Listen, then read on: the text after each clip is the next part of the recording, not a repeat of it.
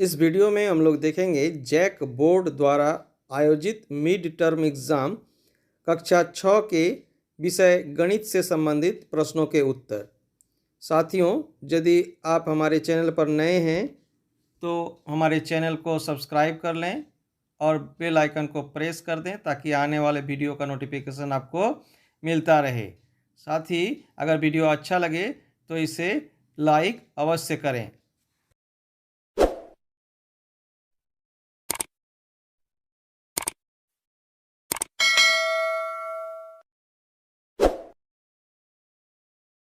झारखंड शैक्षिक अनुसंधान एवं प्रशिक्षण परिषद रांची मध्यावधि मूल्यांकन मिड टर्म असेसमेंट सत्र 2020-21 के लिए कक्षा 6 पूर्णांक 100। इस वीडियो में हम लोग गणित के प्रश्नों के हल ढूंढेंगे। तो हम लोग चलते हैं गणित विषय में। गणित के प्रश्न हैं। प्रथम दिया गया है बहुविकल्पीय प्रश्न। प्रश्न संख्या 19 से 22 के सही उत्तर चुनकर लिखिए। प्रश्न संख्या 19 में दिया गया है 10,000 लाख निम्न में से कौन सा होगा। ऑप्शन दिया गया है ए 10 मिलियन, बी 100 मिलियन, सी 10 बिलियन और डी में 1 बिलियन। तो इसका सही उत्तर होगा डी 1 बिलियन। प्रश्न संख्या 20 8, 9, 5 तथा 3 में से किसी एक को का 2 बार प्रयोग कर 4 अंकों की सबसे बड़ी संख्या होगी, अर्थात लिखना है। तो यहाँ हम लोग देख रहे हैं कि कोई एक संख्या को हम 2 बार लिख सकते हैं। तो यहाँ जो संख्या बड़ा है उसको ही हम लोग 2 बार लिखेंगे। यहाँ ऑप्शन दिया गया है, ऑप्शन ए में है 9853, ऑप्शन बी में 9985, ऑप्शन सी में 3589 और ऑप्शन डी में 9953। तो यहाँ हमें दिखाई पड़ रहा है कि ऑप्शन बी में जो संख्या है वो सबसे बड़ी संख्या है और यहाँ 9 का प्रयोग 2 बार किया गया है। तो यही संख्या जो है हमारा सही उत्तर है, ऑप्शन बी। आगे प्रश्न संख्या 21 में है 3 अंकों की सबसे बड़ी संख्या का परवर्ती संख्या है। यहाँ ऑप्शन दिया गया है 999, 998, 1000 और डी सभी। तो जैसा कि हम लोग जानते हैं कि 3 अंकों की सबसे बड़ी संख्या होता है 999। किसी भी संख्या का सबसे बड़ी संख्या जो होती है वह उतनी ही जो है 9 होती है। तो यहाँ 3 अंकों की संख्या का सबसे बड़ी संख्या है यानी कि 3 9। तो 3 9 में अगर 1 जोड़ देंगे तो हो जाएगा 1000, यानी कि ऑप्शन सी हम लोग का सही उत्तर है।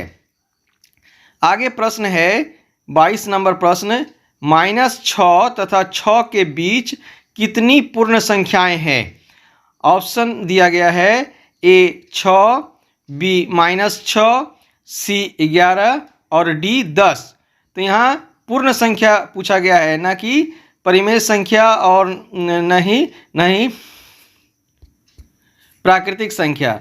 तो यहाँ पर जो है हम लोग जानते हैं जो शून्य के जो बाईं तरफ वाली संख्या होती है वो संख्या पूर्ण संख्या नहीं है और इसलिए -6 से चलते हुए अगर हम लोग एक संख्या रेखा बनाएंगे तो शून्य के बाद 6 ही अंक जाते हैं। 1 0 1 2 3 4 5 यानी कि 6 अंक, इसलिए इसका ऑप्शन ए सही होंगे।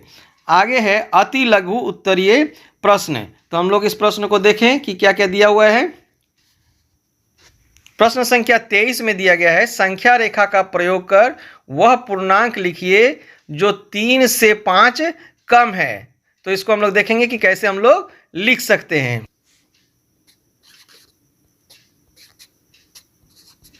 तो शून्य के दाईं ओर की संख्याएं, यह जो है धनात्मक संख्या है, इसको लिखा गया, और बाईं ओर की संख्या ये जो है ऋणात्मक संख्या है, इसे हम लिख रहे हैं।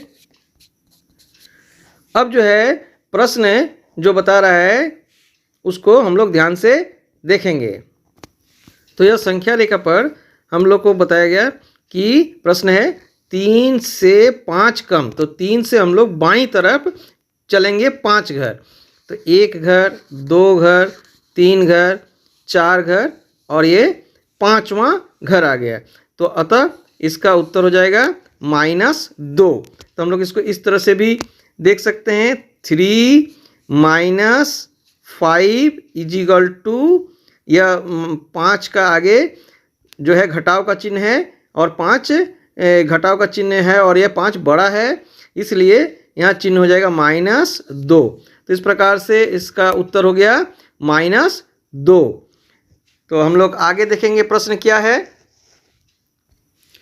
आगे प्रश्न है, प्रश्न संख्या जो है वो 24 है। यहाँ दिया गया है -48 और -67 का जोगफल कितना होगा। तो इसको हम लोग करके देखेंगे कि इसका जोगफल कितना होगा। तो इसका उत्तर देखते हैं कितना होगा।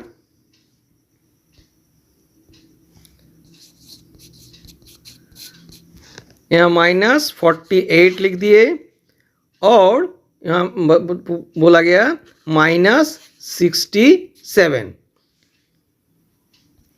तो यहाँ हम लोग देख रहे हैं -48 और इसमें जोड़ने के लिए बोला है -67।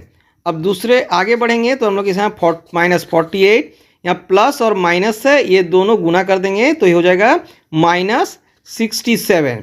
अभी दोनों को अगर हम लोग जोड़ दें तो हमें कितना प्राप्त होगा, माइनस, दोनों चूंकि जो माइनस का ही चिन्ह है इसलिए माइनस में ही उत्तर आएगा, -115। तो यह इसका उत्तर हो गया -115। अब हम लोग आगे देखेंगे क्या प्रश्न दिया गया है। अब आगे प्रश्न है लघु उत्तरीय प्रश्न। इसमें सभी प्रश्नों के लिए दो अंक दिए गए हैं। तो प्रश्न संख्या 25 है, एक रेलवे स्टेशन सोमवार को 39,858 टिकट और शुक्रवार को 45,875 टिकट बिक्री किया। शुक्रवार को कितने अधिक टिकट बिक्री हुई। तो इससे हमें साफ पता चलता है इसको क्या करना है, इसको हमें घटाना है। 45,875 से 39,858 को हमें घटाना है। तो हम लोग इसको घटाएंगे। तो चलते हैं हम लोग इसको घटा के देखते हैं कि उत्तर कितना होता है। तो यहाँ पर हम लोग लिखते हैं 45,875 और इसमें से हमको घटाना है 39,858। तो इसको हम लोग घटा लेते हैं, कितना होगा,